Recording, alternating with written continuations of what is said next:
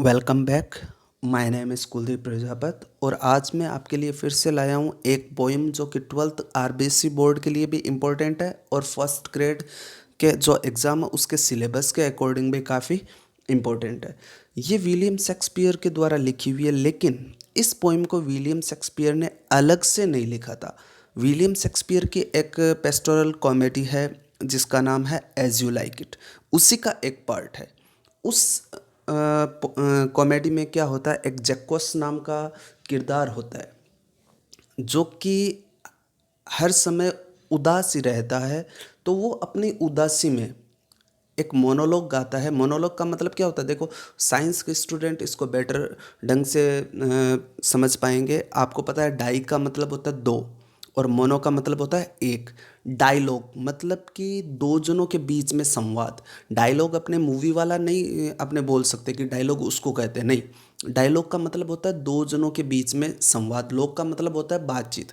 इसी तरह monologue, monologue का मतलब कि जिसमें व्यक्ति दूसरे से बात नहीं करता, वो खुद ही अपने आप से बातें करता है, वो अपने आप को ही मतलब कि वो अकेला ही कुछ ना कुछ गाता रहता है, उसे मोनोलॉग कहते हैं। तो ये जैक्वस का मोनोलॉग था जिसमें कि वो एक आदमी की 7 अवस्थाओं के बारे में बताता है कि भाई ये आदमी कुछ नहीं है, पूरा का पूरा भगवान की रची रचाई एक महिमा है जिसमें आदमी सिर्फ अपना एक पार्ट निभाता है और चला जाता है। आपने हिंदी भजनों में भी काफ़ी बार सुना है। जैसे एक का अगर मैं उदाहरण दूं तो आपने बहुत फेमस है कि जीते भी लकड़ी मरते भी लकड़ी। इसमें भी तो 7 अवस्थाएं बताई जाती है अलग अलग कि भाई कहाँ कहाँ पे लकड़ी का यूज़ होता है। तो इसी प्रकार से इसमें भी अवस्थाओं के बारे में बताया हुआ है। तो चलिए शुरू करते हैं इसको। तो देखिए कि द 7 एजेस ऑफ मैन की आदमी की 7 अवस्थाएं। तो सबसे पहले इसमें लिखा हुआ है कि all the world is a stage. इसको शॉर्ट में कह दिया कि all the world's a stage की एक जो ये संसार है ये क्या है, पूरा का पूरा एक स्टेज है। ये पूरा एक स्टेज है, एक रंगमंच है। And the man and women sorry women merely players. ये वीमेन है क्योंकि प्लूरल है, वुमन नहीं है, ध्यान रख लेना कि and all the man and women merely players. और जितने भी आदमी और औरतें, वो मियरली का मतलब होता है केवल, प्लेयर्स है इसके किरदार है, इसको निभाने वाले जो कलाकार है। They have their exits and their entrances. उनके एग्जिट्स है और उनके एंट्रेंसेस है। एंट्रेंसेस का मतलब हो गया उनका प्रवेश है। एग्जिट्स का आपको पता ही है, उनका मतलब कि उनका आना होता है स्टेज पे और उनका चले जाना होता है। मतलब वो स्टेज पे आते हैं, अपना रोल निभाते हैं और चले जाते हैं। And one man is in his time place many parts. और एक आदमी अपने जीवन काल में या फिर अपने समय में काफ़ी सारे पार्ट्स निभाता है। His acts being 7 ages. और उसके जो ये एक्ट्स हैं वो क्या कहलाते हैं, 7 अवस्थाएं कहलाती है। यहाँ पे आपको देखिए 7 अवस्थाएं भी दिख रही है कि सबसे पहले आपको ये छोटा बच्चा दिख रहा है। यहाँ पे मैं इंडिकेट कर देता हूँ आपको। सबसे पहले ये आपको छोटा बच्चा दिख रहा है। उसके बाद में आपको ये स्कूल बॉय, उसके बाद में लवर, उसके बाद में सोल्जर, उसके बाद में आपके जस्टिस, उसके बाद में पैंटलून और फिर लास्ट स्टेज जो सेकंड चाइल्डनेस है वो है। इनको अपने वन बाय वन एकदम डिटेल से पढ़ते हैं कि फर्स्ट स्टेज कौन सी है और फिर लास्ट स्टेज तक अपने पढ़ते चलेंगे। देखिए जो यहाँ पे फर्स्ट स्टेज है वो क्या बताई हुई है, at first the infant. Infant का मतलब क्या हो गया, शिशु। मतलब सबसे पहले जो ये फर्स्ट स्टेज होती है उसमें आदमी एक बच्चा होता है, एक शिशु होता है। Mewling and popping in the nurses arms. Mewling का मतलब हो गया कि वो रोता है।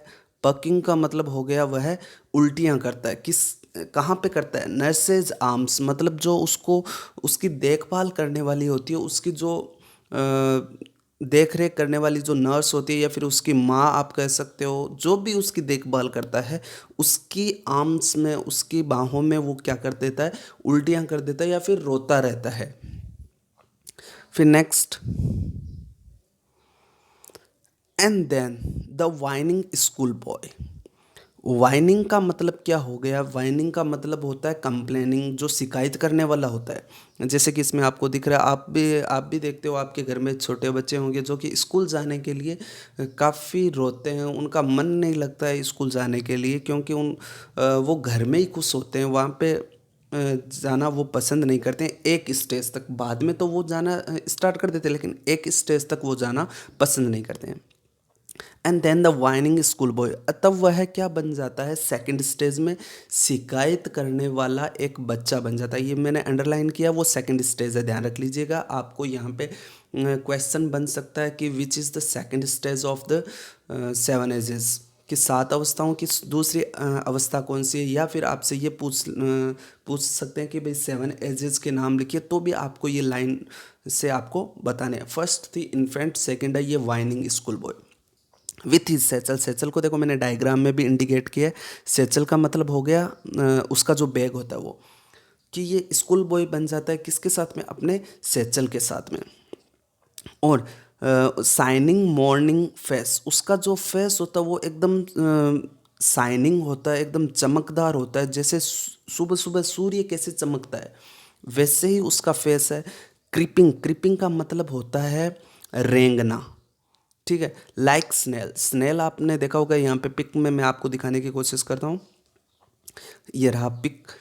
लाइक स्नेल, स्नेल का मतलब होता है घोंघा। घोंघा किसे कहते हैं? जो कि समुद्री जीव होता है, ये इसकी स्पीड काफ़ी कम होती है, मतलब बहुत धीमे चलता है। तो ये अब क्या बन जाता है? वाइनिंग स्कूल बॉय बन जाता है अपने बैग के साथ में, और उसका चेहरा होता है वो एकदम चमकदार होता है, और वो एकदम धीरे धीरे रेंगता हुआ स्कूल जाता है। फिर देखिए, एंड देन द लवर, अब ये क्या बन जाता है? लवर बन जाता है, एक प्रेमी बन जाता है।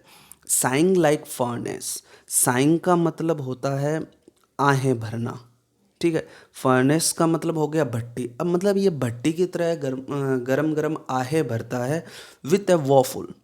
वॉफुल का मतलब हो गया दुखपूर्ण। और बैलेड, बैलेड का भी मतलब सैड सॉन्ग होता है, मतलब दुख भरे ये गाने गाता है। Mad to his mistress eyebrow, और ये अ, अ, जो सॉन्ग है, ये जो सैड सॉन्ग है, ये किस पे बने हुए हैं? उसकी जो मिस्ट्रेस है, मतलब उसकी जो बिलव्ड है, उसकी जो लवर है, उसकी जो प्रेमिका है, उसकी आईब्रोज पे। अब ये यहाँ पे थोड़ा सा कन्फ्यूज़न है, क्योंकि आपने भी गाने काफ़ी सुने होंगे, मैंने भी सुने। इन आँखों की मस्ती से लेके हनी सिंह महोदय के ब्लू आइज़ तक, मतलब आईब्रोज पे आज तक नहीं सुने, लेकिन होते होंगे, क्या पता शेक्सपियर के टाइम पे आईब्रोज। फिर भी एक अटपटा सा लगता है कि भाई आईब्रोज पे गाने कैसे। चलो, let go the matter. Next देखते हैं कि क्या है। देखिए, दैन एज सोल्जर, अब ये क्या बन जाता है? एक सोल्जर बन जाता है, फुल ऑफ स्ट्रेंथ ऑथ्स। ऑथ्स का मतलब क्या हो गया? शपथ, ठीक है, जो कसम खाते हैं ना, स्ट्रेंथ का मतलब हो गया अब ये अजीब अजीब कस्में खाता है, अजीब अजीब ये शपथ शपथें लेता है। कैसे? जैसे आपने बागी 3 का एक डायलॉग सुना होगा, जिसमें कि ये टाइगर श्रॉफ कहते हैं कि भाई अगर तुमने मतलब कि मेरे भाई को कुछ हुआ तो मैं तुम्हारे देश का नक्शा ही मिटा दूंगा, या फिर इस संसार से नक्शा ही मिटा दूंगा, ऐसा सा कुछ वो डायलॉग मारते, जो कि इस मूवी के पिटने का सबसे मेन रीज़न थी। तो इस प्रकार से सोल्जर है वो, मतलब अजब अजीब अजीब सपने लेता है कि भाई अगर ऐसा हुआ तो मैं ऐसा कर दूंगा, अगर ऐसा हुआ तो मैं वैसा कर दूंगा। सामने वाला जो दुश्मन है उसके प्रति ये अजीब सपने लेता है। बियर्डेड लाइक द पार्ड, बियर्डेड का मतलब होता है दाढ़ी आना, मतलब उसकी जो दाढ़ी है वो कैसी है? पार्ड की तरह है। पार्ड का मतलब लेपर्ड, LEOPARD। ये यहाँ पे मतलब कि इसको ये राइमिंग स्कीम बिठाने के लिए, इसकी ट्यूनिंग बिठाने के लिए इसने पार्ड खाली यूज़ किया है। लेपर्ड का यहाँ से मतलब है कि भाई उसकी जो दाढ़ी है वो किसकी तरह? तेंदुए की तरह है। Jealous in honour. और यह कैसा है? जेलस है। जेलस का मतलब कि ईर्ष्यालु है, उसको ईर्ष्या होती है ऑनर के लिए, मतलब कि ये जो सम्मान है, ये जो प्रेस्टीज है, ये मुझे मिलनी चाहिए थी, उसको कैसे मिल गई, और ये नेक्स्ट टाइम मैं ही लेके रहूँगा, इस प्रकार की। अब इस सोल्जर की क्या होती है? सोच होती है। ये क्या होता है? सडन होता है और क्विक होता है। किसमें? क्वेरल में। सडन एंड क्विक का मतलब एकदम तेज होता है, और ये एनी टाइम तत्पर रहता है, एकदम तैयार रहता है। किसके लिए? क्वेरल, मतलब कभी भी झगड़ा हो जाए तो ये तैयार है। ठीक है। फिर seeking the bubble reputation. Seeking का मतलब होता है मांगना। सिक मतलब मांगना या फिर इच्छा रखना, कोई चीज़ उसको मिल जाए।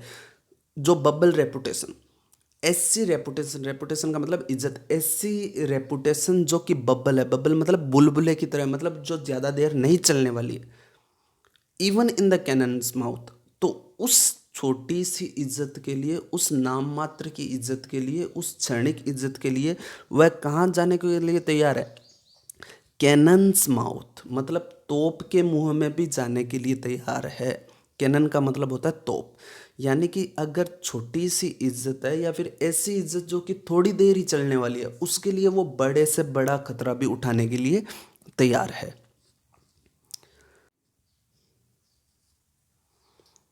फिर नेक्स्ट देखिए, एंड देन द जस्टिस। अब ये क्या बन जाता है? जस्टिस बन जाता है। In fair round belly with good capon line. Round belly का मतलब, बेली का मतलब आपको पता है, डांस, डांस का भी नाम एक बेली डांस है। बेली का मतलब पेट। कि इन फेयर राउंड बेली, और उसका जब ये पेट है वो क्या है? अब एकदम गोल मटोल है। With good capon lined. Capon का मतलब होता है चूजे, जो मुर्गी के चूजे होते हैं ना, उसका। कैपन लाइंड का मतलब होता है कि चूजों के मांस से भरा हुआ है। क्या है? उसका जो ये पेट है, ये चूजों के मांस से भरा हुआ है। With eyes severe and beard of formal cut. और उसकी जो आंखें हैं वो क्या है? सीवियर है, मतलब कि अब गंभीर है। And beard of formal cut. देखो, जो सोल्जर था, उस सोल्जर में उसकी जो बियर्ड थी वो क्या थी? लेपर्ड की तरह थी। और अब इसमें जो इसकी बियर्ड हो गई है वो फॉर्मल हो गई है, मतलब कि हर कैसे नहीं है। जैसे कि आपने देखा होगा कि भाई आजकल के लड़के बियर्ड में, दाढ़ी में जगह जगह कट लगा के रखते हैं।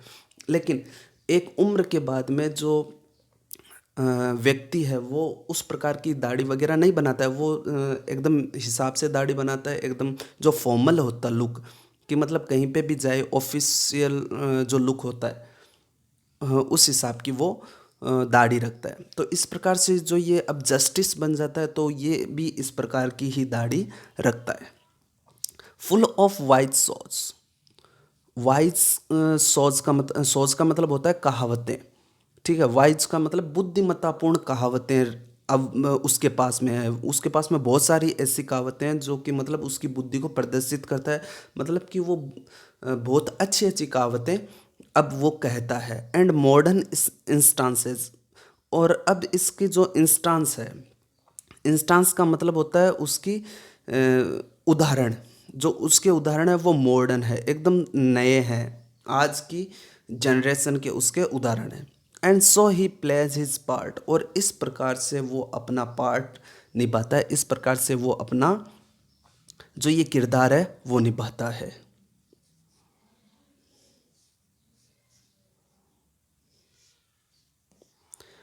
फिर नेक्स्ट है कि द सिक्स्थ एज शिफ्ट्स। और अब जो ये जो छठी अवस्था है वो आती है। अब जो इंसान है वो छठी अवस्था में शिफ्ट हो जाता है। पांच अवस्थाएं मैंने बता दी है, फिर से रिपीट करता हूँ। फर्स्ट कौन सी है? इन्फेंट है। सेकंड वाइनिंग स्कूल बॉय है। थर्ड आपके लवर है। फोर्थ आपके सोल्जर है। फिफ्थ आपके जस्टिस है। और ये सिक्स्थ एज है। इसमें क्या होती है? ये शिफ्ट होती है इनटू लीन एंड स्लिपर्ड पेंटालून। लीन का मतलब होता है एकदम दुबला पतला। स्लिपर्ड का मतलब चप्पल पहने हुए, जो स्लीपर चप्पल होती है ना, वो पहने हुए पेंटालून।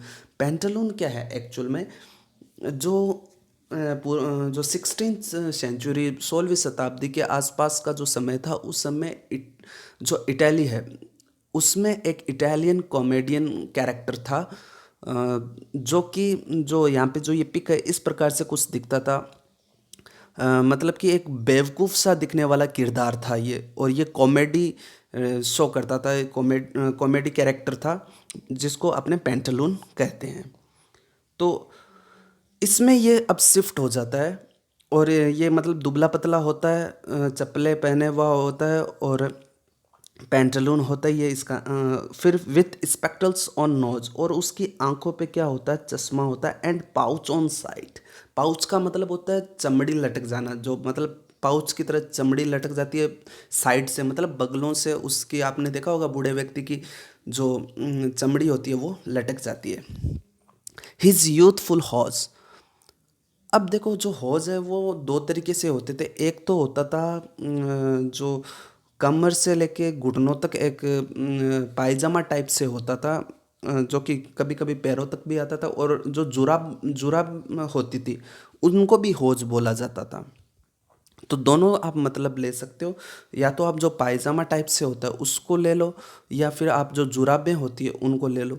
तो जो उसकी जो यूथफुल हौज, यूथफुल का मतलब हो गया कि उसकी जो जवानी की जो पजामे या फिर जो उसकी जुराबें हैं, जो कि वेल सेव्ड, मतलब कि काफ़ी अच्छे से बचाई हुई है।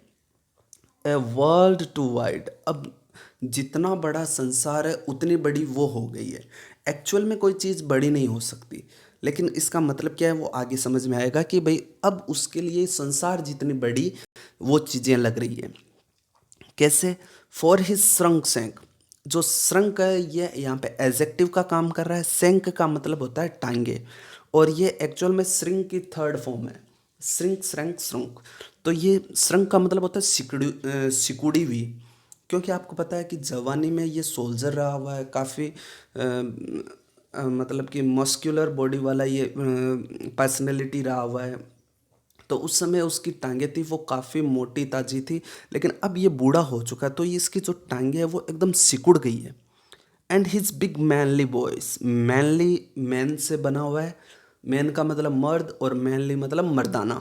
जो उसकी बिग मैनली वॉइस थी, जो उसकी भारी मर्दाना आवाज़ थी, टर्निंग बदल गई है अगेन टूवर्ड किसकी तरह, चाइल्डिश ट्रेबल, मतलब एक छोटे बच्चे की जो पतली आवाज़ होती है ना उसकी तरफ बदल गई है। ट्रेबल का मतलब पतली होता है, आपने देखा होगा आपके होम थिएटर में या फिर आपके म्यूज़िक सिस्टम में, एक होता है बेस और एक होता है ट्रेबल। बेस का आप मतलब समझ गए, ट्रेबल मतलब कि अगर उस आवाज़ को थोड़ा सा आपको अगर तीखा करना है तो उसको आप बढ़ाते हो, तो ट्रेबल वो मतलब यहाँ पे है कि जो है वो बच्चे की जो आवाज़ है वो ट्रेबल मतलब एकदम पतली है, उसकी तरह हो गई है।